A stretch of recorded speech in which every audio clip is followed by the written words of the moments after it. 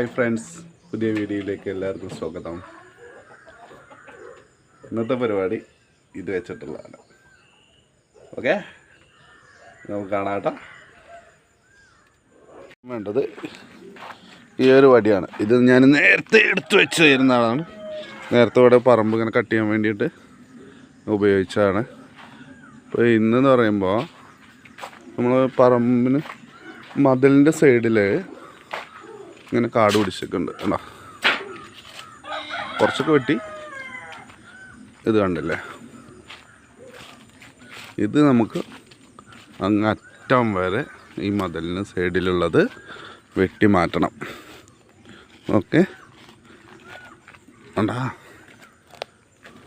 ഇത് പേരക്ക തൈയാണേ.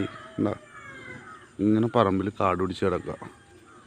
ആരെങ്കിലും ഈ കാട് തീ ഇങ്ങനെ വെക്കും, വേനൽക്കാലല്ലേ, അപ്പോൾ തീ പിടിച്ചിട്ടുണ്ടെങ്കിൽ നമ്മുടെ പറമ്പിലോട്ട് കയറും. അപ്പോൾ അത് വരാതിരിക്കാൻ വേണ്ടി ഇവിടുത്തെ ഈ കാട് വെട്ടിക്കളയാണ് കേട്ടോ.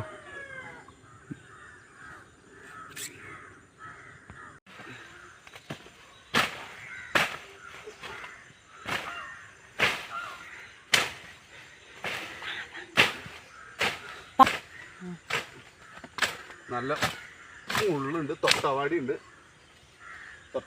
അത് ശ്രദ്ധിച്ചിട്ട് വേണം വെട്ടാൻ.